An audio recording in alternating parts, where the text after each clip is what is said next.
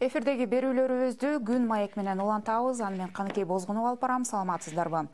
Бүгүнкү берүүбүз дагы Эгемен Кыргызстандын баш мыйзамынын 30 жылдыгына арналат. Бүгүн ушул чейрек кылымдан ашык тарыхы бар Конституциябыздын күнгөй тескейи тууралуу сүйлөшөлү деп атабыз. Ал үчүн биздин студиябызга Кыргыз Республикасынын эмгек сиңирген юристи, Кыргыз Республикасынын Конституциялык сотунун биринчи төрагасы Баекова Чолпон Турсуновна келди. Саламатсызбы? Студиябызга кош келдиңиз. Ыраазычылык билдиребиз алгач биздин чакыруубузду кабыл алгандыгыңыз үчүн. Жогоруда айтылгандай, ушул Эгемен Кыргызстандын баш мыйзамынын кабыл алынганына быйыл 30 жыл толуп отурат. Адегенде ушул 30 жылдык тарыхка бир кылчайып кайрылсакпы деп атам. Биринчи конституциябыз туңгуч деп атайлы да. Анткени мындан кийин дагы эки конституция кабыл алынбады. 5 май 1993 жылы кабыл алынган.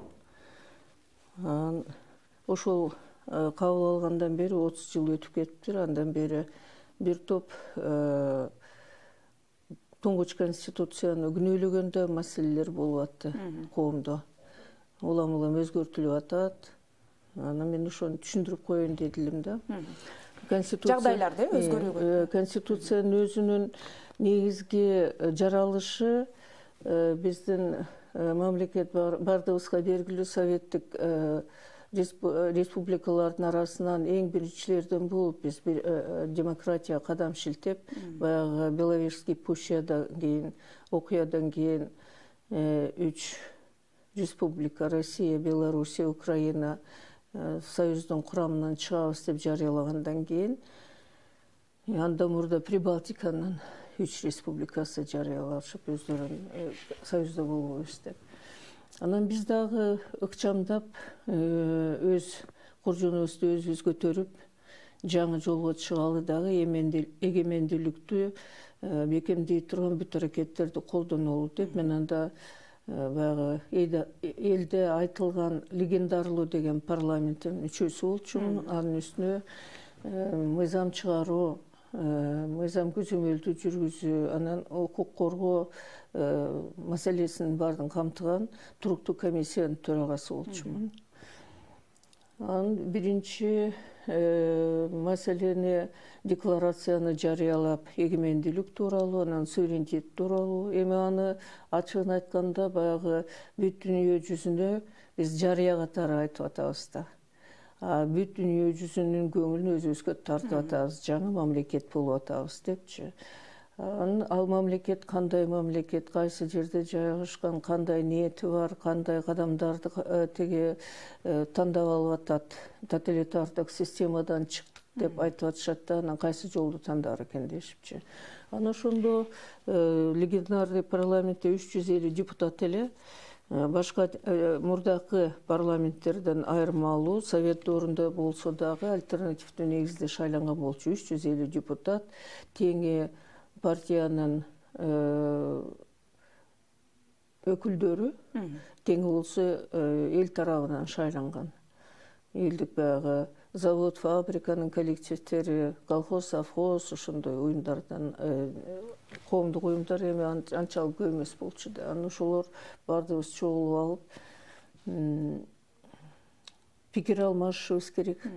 Пикир алмашкандар ал сессия өтүп аткан залда эле эмес, сыртта дагы жана азыр айтып атышпайбы, демократпыз деп ак үйдүн тегерегинин ары бери жүгүрүп жүргөндөр бар эле. Анан ар кимиси ар тараптуу пикирлерди айтат. 350 депутат болсо жерлерге барып, сессия бүткөндөн кийин эле шайлоочулар менен жолугушуп, анан алардын пикирлерин угуп, анан кийин ал жөн эле мен муну угуп келдим дебей, кагаз жүзүнө түшүрүп, анан кийин элдин момундай каалоосу бар экен иш жүргүзүлгөн. Эң биринчи ошол конституцияны жазыш керек деген бүтүнгө келгенден кийин комиссия түзүлгөн болчу. Кайсы закон болбосун конституцияны баш кылып калгандарын дагы айтайын. Биздин комиссиядан өтмөн жогорку кеңештин сессиясынын күн тартибине киргизилчү эмес. Анткени биз ошол мыйзамдуулукту баягы терминдери бар укуктук. Ошолордун баары туурабы, жокпу? Анан кийин кабыл алып аткан мыйзам же болбосо башка тиги сунуштар ошол мыйзам ченемдүүбү, ошолордун баардыгын текшерип туруп, анан комиссияда бүтүм чыгарып корутунду. Анан кийин сессияга киргизген сунушталчу.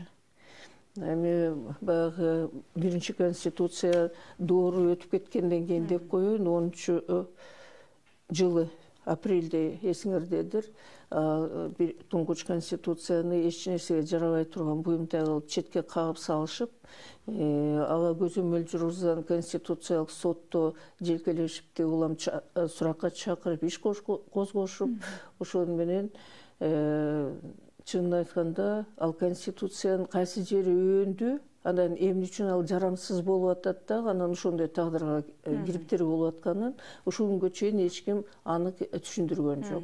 Болгон гана маселелери кайсы жерде ким менен жолукпайын, жөнөкөй адамдар менен деле көп жолу өзгөртүлгөн конституция дешип, ошол эң чоң өөнүмүш. Анан конституцияны кабыл алып атканда бул биз баягы жаңы мамлекетти түзгөндөй болуп атабыз да, жаңы үй кургандай. Анан эгерде үйдү куруп атсаң, түбү туруктуу болбосо, үй туруктуу болбойт да. Түптөлүшү, фундамент деп коелу. Ошол фундамент конституция, ал жерде бүт эрежелердин баары көрсөтүлгөн. Кандай принциптерди биз көздөйбүз, анан колдонобуз, демократиялык жолго чыгып аткандан кийин адам укуктарына кандай мамиле болот, мамлекет түзүлүшү кандай болот, чыныгы ошол демократия деген мамлекетке татыктуу болобузбу, жокпу, ошонун баардыгын биринчи конституция жазып, анан кийин турмушубузда аны колдонуп, иштеп, анан кийин ар тараптуу иш аракеттер менен биздин мамлекеттеги инсандардын туруктуу мамлекетте жашап атканына ишенимдүү болуш керек да, анан бизди эл аралык коомчулук дагы чыныгы демократиялык мамлекет экен деп кабыл алгыдай кылып, ошондой чоң иштер жүргүзүлгөн. Жанагы өзгөртүүлөрдү айтып атпайсызбы, мына 2021-жылы 10-жолу өзгөртүү толуктоого киргизип кабыл алдык. Жок, сиз жаңылып атасыз. Биринчи конституция 93-жылы 5-майда кабыл алынды деп атпаймынбы? Анан кийин аны эч керексиз мыйзамда кагаздай кылып өргүзүп салышып, аны жок кылгандай аракет болду. Анан кийин 11-жылы конституцияны кабыл алышпадыбы? Ал конституцияны кабыл алып, биз жаңыча мамлекет түзчүбүз, мурдагылар мындай андай деп аргандай улам кеткенине күнөө жабышып, анан кийин өздөрү эмне иш кыларын ачык айкын эч кимге ушул күнгө чейин билдирген жок да. Анан эмнеси жаман, эмнеси жакшы экенин да талдашкан жок элге. Конституцияны ачып, мына бул жери мындай экен, бул туура эмес, бул толуктоосу туура эмес экен, андай мындай деген ошондой болгон эле көп толукталган деп. Бул биринчи жолу кабыл алып аткан 5-майдагы 93-жылда конституцияны эми идеалдуу деп мен айта албайм.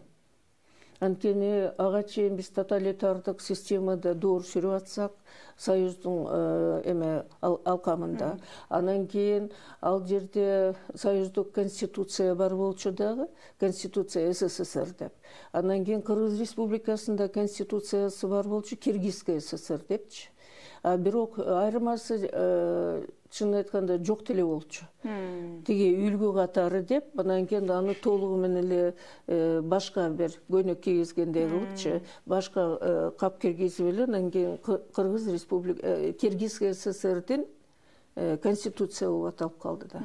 Бул кандай көрүнүш Кыргызстан үчүн? Ошол кайра оңдоп түзөп, кайра өзгөртүүлөр, же мындай мыйзам ченемдүү көрүнүшпү? Эми мен жана айтып келаткан сөзүм, ал туруктуулукту эгерде биз көздөсөк, жанагы шашылыш түрдө өзгөртүүлөрдү каалагандай киргизиши мүмкүн эмес. Анан баягы демократиялык жолго чыккандан кийин биз ошол демократияны ишке ашырган мезгилде дагы ар кандай мүчүлүштөр болушу мүмкүн да. Биз мурда кабылбаган, мурда биздин турмушубузда болбогон.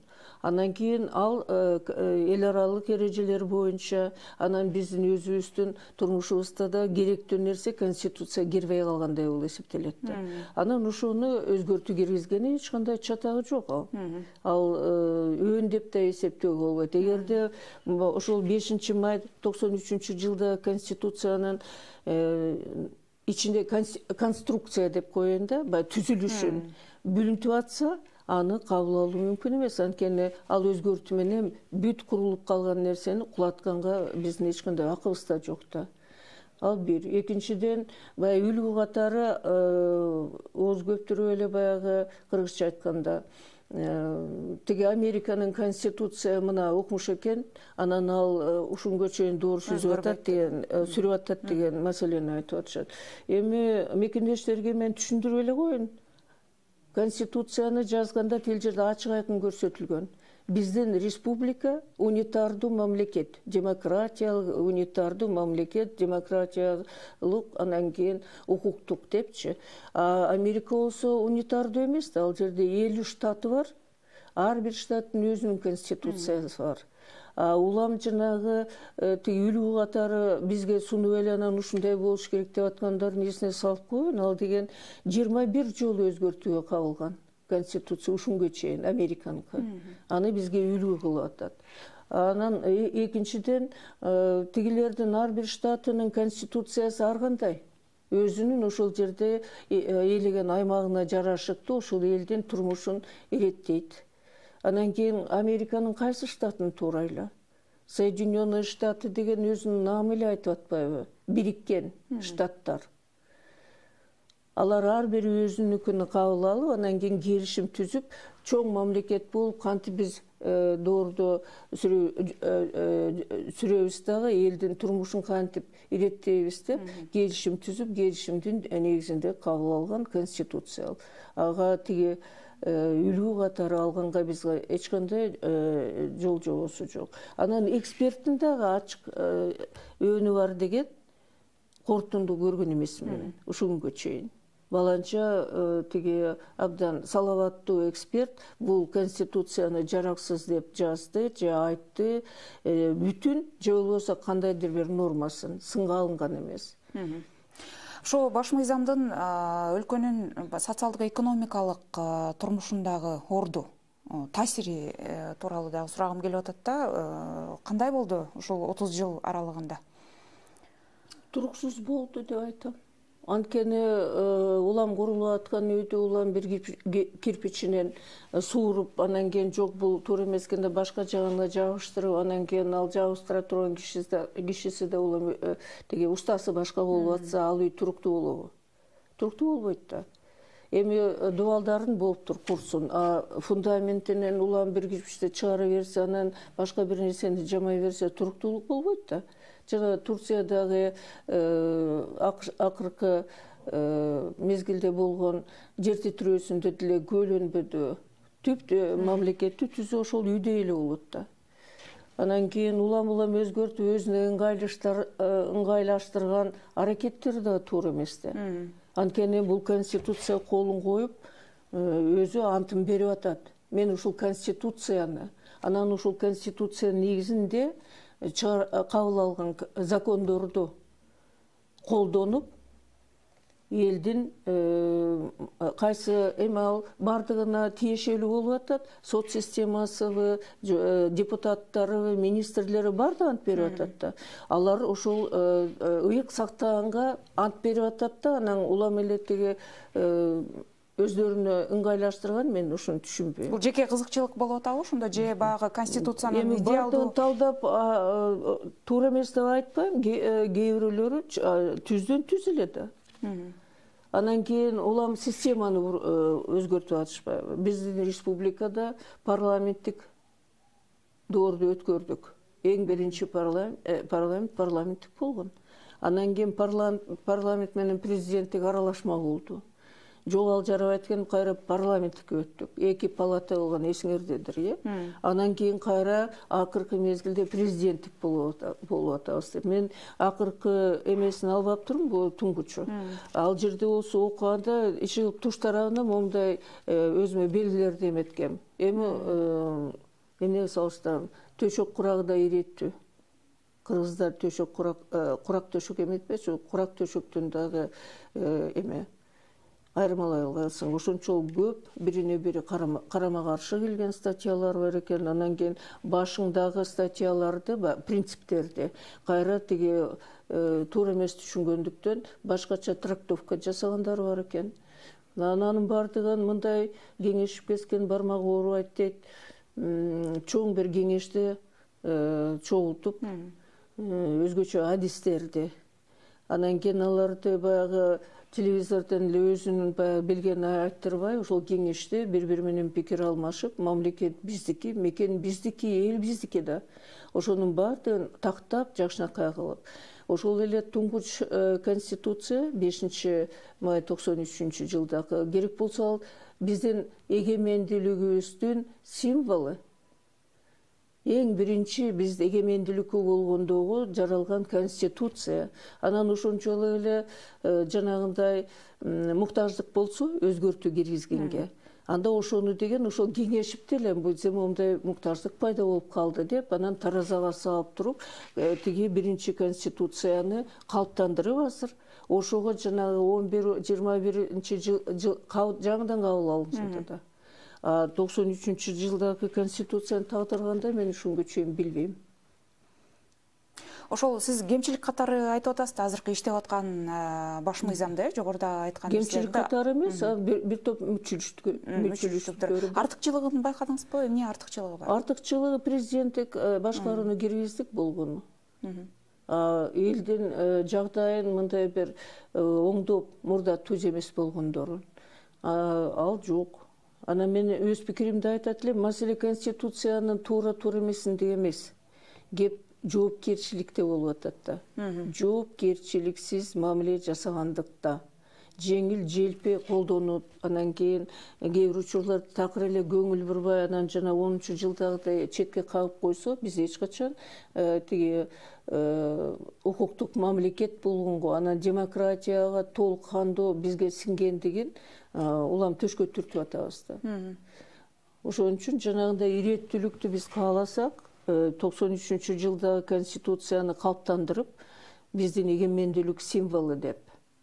Анан кийин эгерде анын өөн жерлери болсо андан арылып, эгерде жаңы турмушта 30 жылдан бери бекер жүргөн жокпуз да, социалдык, экономикалык, эл аралык мамилелерде балким бул туңгуч конституцияда жазылган нерселер болсо, ошону менен байытып дагы анан кийин ошол менен жолубузду улантышыбыз керек. Анан кийин азыр бири-биринен өөн издеп кайра тиги кеткен минткен, анан мен кыйратканда эмнени кыйратып атасың десе, аңсы да жок, эчтекеси жок. Мисалы 24-эле мартта 2005-жылы биздин туңгуч президент качып кетти. Эч ким күткөн дагы эмес. Керек болсо ошол жана көчөдө кетсин деп элди топтоп элди дарытып аткандар да өздөрү күтпөптүр. Ал мезгилде биздин республикада кандай жагдай болду эле?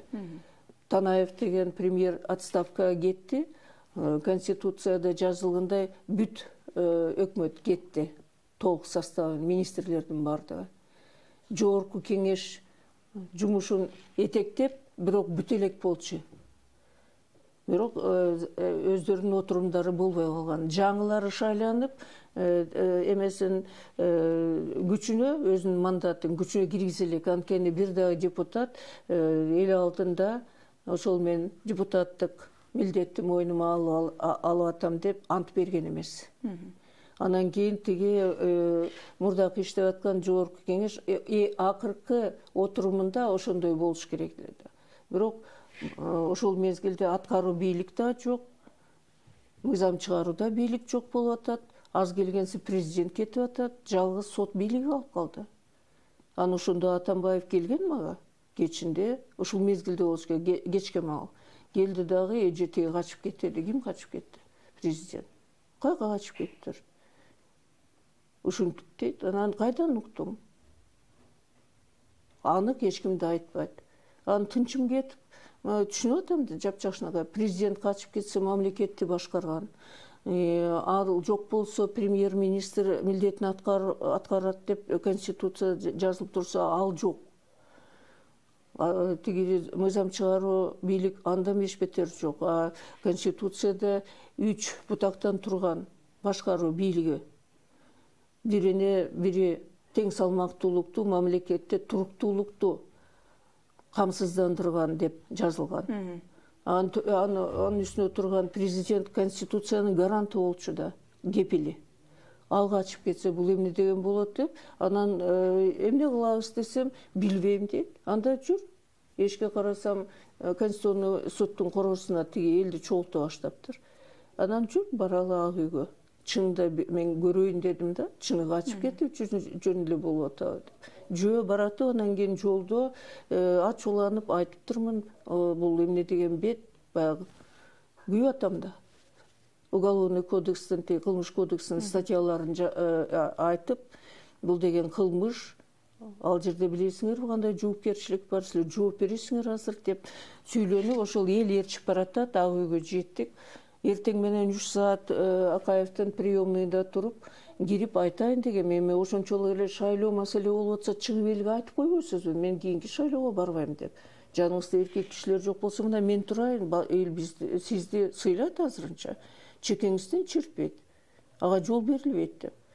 3 саат турдум, кабыл алган жок. Мен жаңы эле келип, өзүмдүн ишимди Конституциялык сотто улантып атсам, жанантип Атамбаев келип атпайбы. Анын жанымда бараткан, тил жерге барсам, эч ким жок, эшиктердин баарды жабык. Анткени өкмөт таркап кетсе, приемныйда 2 кыз турат, эшикти ачып коюптур Акаевден. Кир дегендей кылышып, жана айтым, жаап коюп алды эшикти. Азыр барды бири-биринен кирип өзүн ательеге баргансып ченей башташат. Жарашамбы президентке же жокпу? Ошол баш мыйзамда азыркы иштеп аткан баш мыйзамга салыштырмалуу ошол бийлик башында келгендердин жоопкерчилиги каралбай калган деп айтышат да. Азыр ошол баш мыйзамда жазылган, тил жерде эл алдында жооп берет да. Эл президенттен баштап акыркы чек арага чейин жашаган кыргыз эли кабыл алган конституцияларда да, мурдакыда да жазылган жоопкерчилик бар. Анткени бир колдо бийликте тутамдуу болбойт, же болбосо уюмдарга деп. Анан кийин эгерде андай болбосо, теги жоопкерчилик көрсөтүлгөн. Болгону аткарылган жок. Жанагы тиги конституцияга колун коюп, анан кийин ант бергени, ал ошол жоопкерчиликти мойнуна алгандыгы. Бирок ушунга чейин бир дагы жооптуу кызматкерди сен эмне үчүн антыңа тескери иш жасап, анан кийин муну бүлүнтүп салды деген маселе чечиле элек да, коюлган да эмес. Анын ордуна тиги Баякова тиякта отура берген, тигилер болсо конституцияны аткарбай койгонуна эч кандай талап койгон. Бул боюнча да мен ачык айкын айтып коеюн. Конституциялык сотко мен конституцияны кабыл алгандан кийин 3 күндөн кийин төрайым болуп шайланган. Төрайым деп атышат азыр. Конституцияда төрага деп жазылган. Анан кийин ал жерге шайлангандан кийин сот өзүнүн пикирин мен жалгыз же болсо бүт курамы менен эч качан алдын ала айтпайт. Ачык элге. Сотко отургузуп койдуңарбы? Койдук. Мен ал жерде отурдум. Эгерде кайрылса, кайрылуулар боюнча бүтүн кабыл алып аттык. Анан кийин жалгыз Баякова албайт ал жерде чечимди. 9 сот бар, судья. Анан кийин 9 пикирин айткандан кийин гана менин пикирим айтылат. Төрага катары. Мыйзамда ошондой жазылган. Эгерде калган 8 добушу теңме-тең болуп калса, ошондо төраганын айткан пикири үстөмдүк кылат. Ошого жараша чечим кабыл алат. Эки тарап болгондун кайсы тарабына ал кошулуп атат.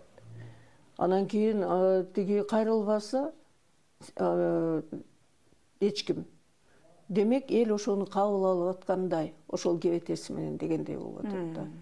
Өнү барбы, жокпу, биз аны алып, бул мыйзам мындай экен деп, же болбосо чыгарган токтому аткаруу бийликтен, же болбосо соттун чечими, эгерде законго сыйбай атса, сен туура эмес кылып атасың деп биз айта албайбыз. Кайрылганда укук коргоо практикасы конституция сыйбайт экен деп соттун чечимдерин анда тиги конституция карама каршы экен, кайрадан карагыла деген чечимдер болгон.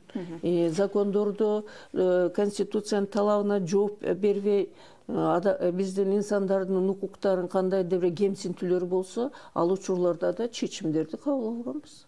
Бизге бөлүнгөн убакыт соңуна келип калды. Кыскача жооп бериңиз. Идеалдуу конституция болушу мүмкүнбү? Эгерде бардыбыз жапаттырма иштесек, идеалдуу болушу мүмкүн. Андай мүмкүнчүлүк бүгүнкү күндө бар болуш керек. Анан кээ биракта өзүм коопсузданып калам, анткени жанагы информация аймагы толуп атпайбы, кандай дипломдор менен мен юристмин деп көкүрөктөрүн кабап аткандарчы. Мисалы алалы Текебаев. Ал өзү физик экен. Анан кийин Кубаев деген 3-чү курстан баштап окуду деп сырттан ага диплом бериптир. Мага келип сүйүнчүлөгөн болчу. Анткени ал экөөбүз легендарлуу парламентте депутат болгондо улам чыгып эле микрофонду бошотпой, анан бир аксакал киши айтты, бул жигитти кичине тыйып койчу депчи. Анан барып, сиз кайдан келдиңиз, билимиңиз кандай дегеним, физикмин дейт. Физик болгондо окумуштуусузбу дедим, жок, мугалиммин дейт. Балдарды пактага чыгарбай, ошондон депутат болуптур. Анан айткан болчумун, Ньютондун закону өзгөрбөйт эч качан, физиканын эмеси. Биздин укуктук мыйзамдар турмушка жарашыктуу өзгөртүлөт да. Ошону эсиңизге тутуңуз деп. Рахмат сизге, убактыңызды бөлгөндүгүңүз үчүн дагы бир ирет ыраазычылык билдиребиз. Бекем ден соолук каалайбыз сизге. Урматтуу телекөрүүчүлөр, ушуну менен Күн маек программасын жыйынтыктайбыз. Амандыкта көрүшөлү.